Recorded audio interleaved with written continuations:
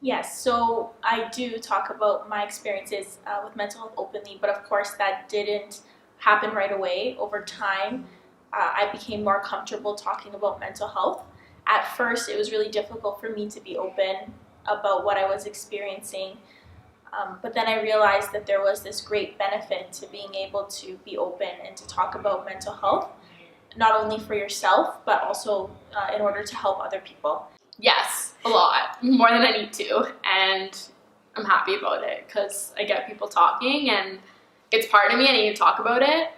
So yeah, I do talk about it a lot and I post about it, and it's not always necessary, but it's important to me that I share this stuff. So yeah, I talk about it. Yeah, so I have a close group of friends and family that I feel comfortable sharing my struggles or just ongoing experiences with. And I try to make a point to communicate that openly when I feel like I need it.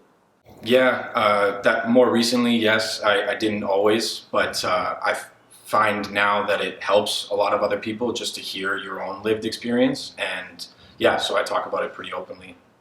So I sort of had this realization at about 18 or 19 years old when I started to become more open about what I was experiencing, that the more I became open about what I was going through, the more other people were also able to open up to me about what they were going through. Yes, I do. I try to always talk with my parents, are usually my biggest support. I also try to talk with some of my closer friends who I trust, and mostly just it's a lot of my family. I started a mental health blog, and that blog sort of exceeded my expectations about my ability to help people through being open and talking about my experiences. And I received a large response to it, way larger than I could have ever imagined. And people started to reach out to me and be more honest and open about what they were going through. And when I saw that people were going through the same thing as I was going through, it really helped put things into perspective for me.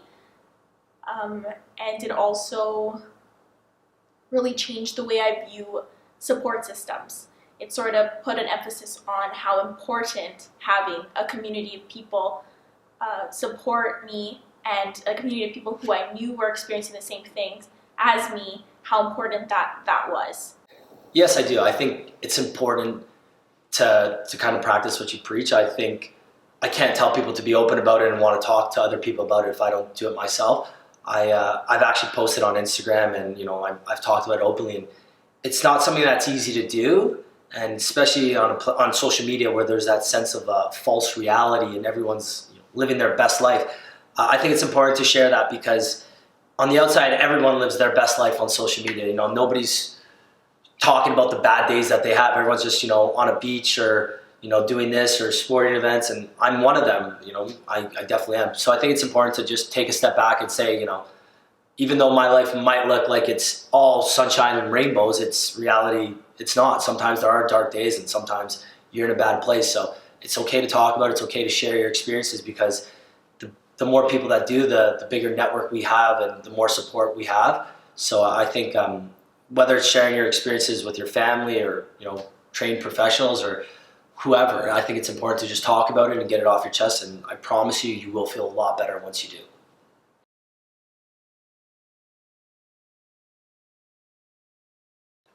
So typically I'm pretty open and to the point about it. I try not to beat around the bush. I just get right to it and tell someone, I'm feeling down or I'm feeling anxious, stressed out with work, whatever it is. But what I do try to do is make sure that it's the right time and place to have the conversation, just from my perspective, so that I feel more comfortable and that I can feel like I can get the most support out of the person I'm trying to talk to. I think first I like to talk about my own experiences just so that other people feel comfortable and they feel like, oh, okay, she gets it. Like I can share my stuff now too. So I start conversations by talking about my own experiences. I also have learned to really pinpoint signs and symptoms in people. And so if I notice something might be off with a friend, a family member, whoever, I really try to be like assertive and bring it up and to try to help in whatever way I can. And I honestly just try to be open and honest like any chance I get. I try to just, have no filter and be really transparent and vulnerable and open whatever chance I get. And I think that's how you kind of like transform the conversation and get people talking about mental illness. You have to lead by example. And so I try to do that. I try to act like, how I wish other people would act too, because I think if we all talk this much about it, then it wouldn't be such a big thing. And it wouldn't be so scary and hard to deal with. And we'd all probably, get better help and feel better about it and feel less crappy when we're the ones struggling ourselves. And so, yeah, talking is really important. And that's how I try to do it in my day-to-day life.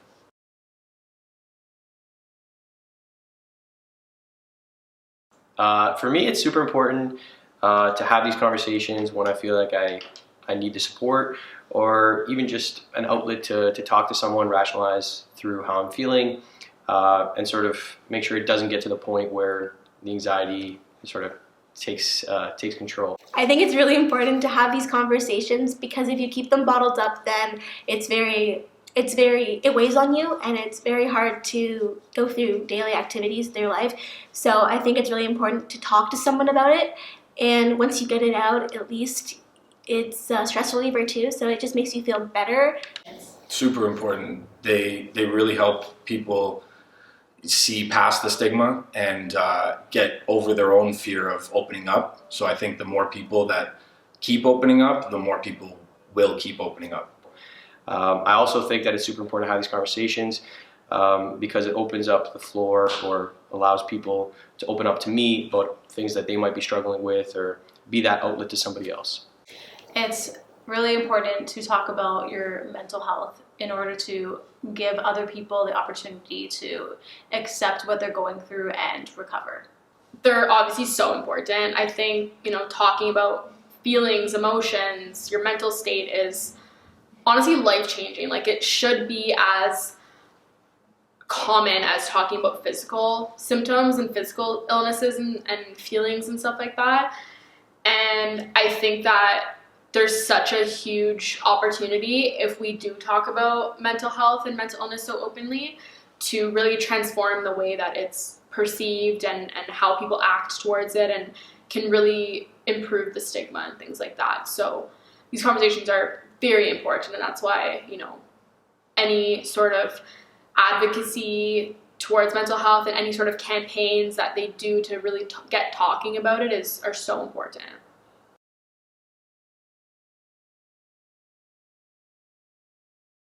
I think first it's important to kind of like look inward and try to do that self-exploration to see like how you feel, do your research and like proper research, get educated about things so that you learn the words and the terms and you know how to describe certain things to people. And then honestly, just find somebody that you trust, one person at a time. Just find them and just try. I know it's really hard and it's so easy to say, just talk about it. But really try to get yourself to sort of open up bit by bit to them and let them know like that something's wrong, because it's so much more impactful and helpful if you open up and say, hey, look, I'm kind of struggling with this, than if you just wait until things get really bad and then it's obvious to everyone around you that you're going through something. It's so much better to kind of prevent and have that first conversation with someone. And so it can just be one person that you just kind of trust. And, if you feel uncomfortable talking about you first, talk about them. Ask them if they're okay. Ask them if they've ever experienced, symptoms of depression or symptoms of anxiety or anything like that. And that can get the conversation started in a way that it's not just about you right away, but you're kind of showing like, I'm a good friend or a good person that's really empathetic and is caring towards you. I want to know about how you're feeling. And then that opens an opportunity for you to then talk about yourself, and you can kind of just say like, yeah, I've been going through that too, and how do you deal with that? And you can learn. And I think you just have to start the conversation. Like, it doesn't really matter how, but you just have to start it. I think it's so important, and it's hard to take that step, but it's very worth it when you do. My advice is find the person you're closest with, whether that's a friend or a family member or even if it's your doctor or whoever, anybody who you feel comfortable talking to, and open up, even if it's just a little bit. Say something to them to let them know how you're feeling or what you're dealing with. And the chances are people are good. Most of the people around you are good and they'll help you. So just whatever it takes, get over that first hump and reach out. One thing I have realized throughout my, just with everyone I've talked to and everyone who's confided in me, I've realized that everyone is struggling and in their own way, so no one really is alone. So I realized that some people maybe don't want to talk about their mental health because they are afraid of being judged or they think that their feelings don't matter. But I think the best thing is to just let it out and talk to someone, because I think that makes the biggest difference, that once you reach out and talk about how you're feeling, then other people will realize that they are not alone too, and they'll come out with their feelings, and I think that's really important. My advice would be for someone who wants to try and talk about it is to just start with a friend. Start with someone that you feel comfortable with, whether it's a friend or a parent, a partner, doesn't matter. Just start by saying, I feel off. I feel like something's not right with me. And, if that person is close to you, they'll ask, what do you mean? Talk to me. What's up? How you doing? And that's when you can start. Just start by saying, I'm having more bad days than good, or I'm not feeling like myself. I'm feeling like I'm a different person. Some of my actions don't align with the person I am, because sometimes there's no face of mental illness. There's not, a person that you can say, oh, that person's suffering. And your friends might not honestly know. They might think everything's all good. So just start by, opening up to one person, or whether if you don't feel comfortable with your friends, going to a professional or someone who's trained in this and just telling them that, you don't feel like yourself. Starting with that, it might help you. And little by little, eventually you'll come to the point where you feel comfortable opening up. And like I said, there's nothing wrong with opening up and telling people that you're not feeling strong or you're not feeling like the person you want to feel like, because that's how you will feel better, by talking about it and sharing your experiences and just discussing it. And the more you talk about it, I promise you, the better you'll feel. You feel like a weight's lifted off your shoulders.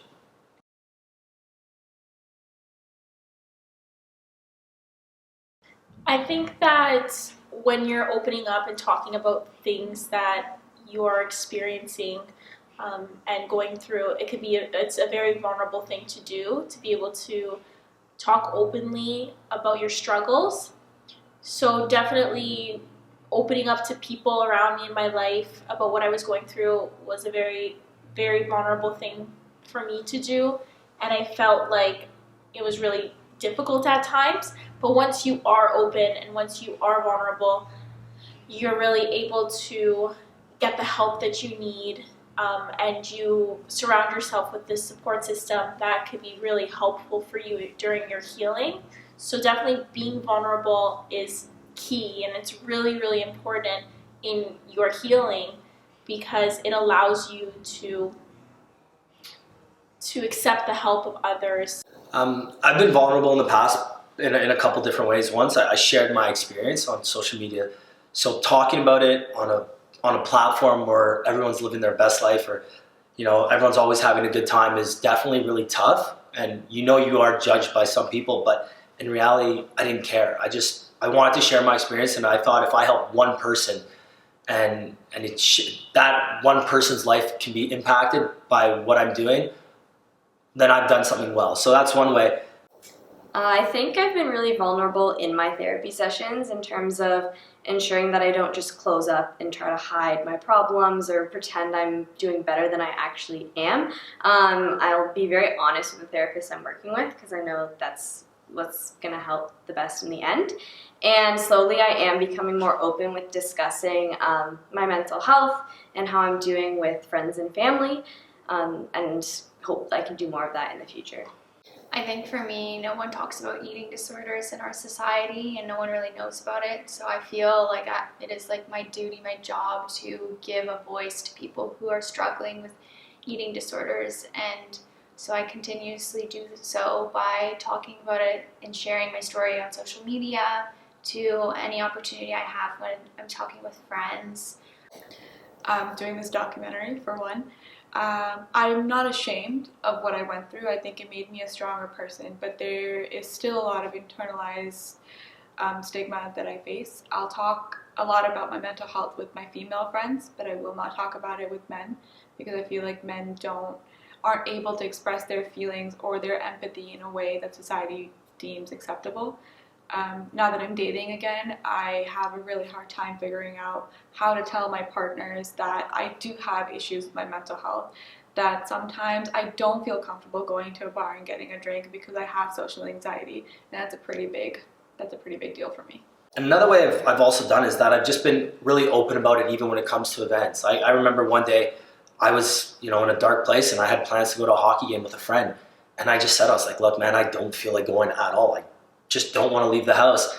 And I'm so thankful that friend was so excited to go to that sporting event. He was like, Ricky, come on, let's do it. Let's go. We'll have fun. We can talk about it. And I went and we spoke about it. And it was, it took a weight off my shoulders. Like I went home that night and I felt good. And I was so happy I went because I didn't let the mental health issue I was dealing with beat me. It's like I took matters into my own hands and I beat it. So I think being able to talk about it and share experiences or just being open with people around you can help. It is a form of vulnerability, but in the long run, it'll make you feel that much better. I think doing this and speaking about it in a public way has been like kind of the most vulnerable I've ever been. If I'm personally struggling, I do speak out to my boyfriend or my friends or my family because I just know that I cannot go down that dark hole again. So I just believe that how you be vulnerable with it is that you need to speak about it. Even after you've gone through it, you're still struggling and you need to be able to speak about it to make sure that you don't relapse. Vulnerability is a scary word for me. I like to think that I come across as someone who's like very like strong and very forthcoming. So being vulnerable is something that I really don't like doing. But I have to learn to like do that because by doing that, I get to process things differently, and I don't brush things off to the side. I like to joke around with my friends and say that I have like emotional like connectivity issues. So it's like, oh, like don't hug me. I like my own personal space. But hugs kick ass and I love them. So like I feel like we should just give people more hugs and be vulnerable. Like giving people hugs is a form of vulnerability.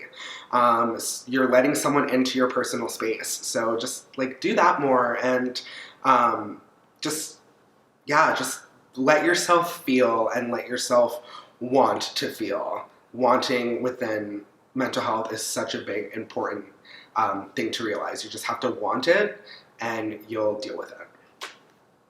Honestly, like I try to every day. I talk about it all the time.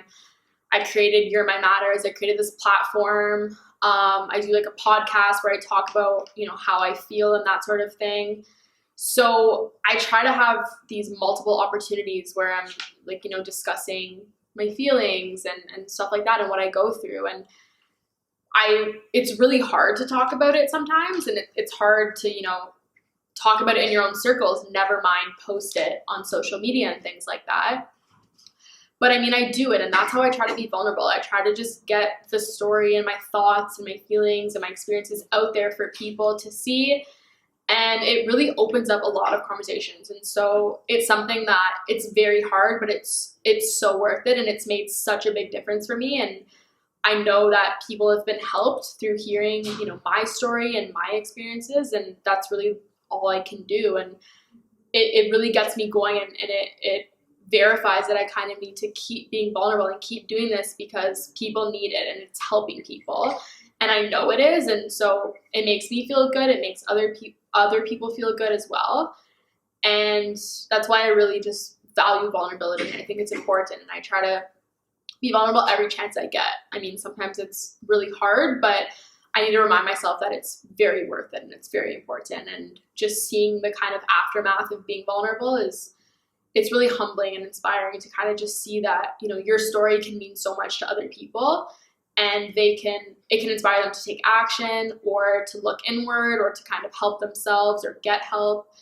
And yeah, vulnerability is just really important. And I try to be vulnerable every chance I get, although I know it's very hard to do and it's not for everyone, but I definitely urge you to do it. I think it's life-changing. It's a pretty big deal.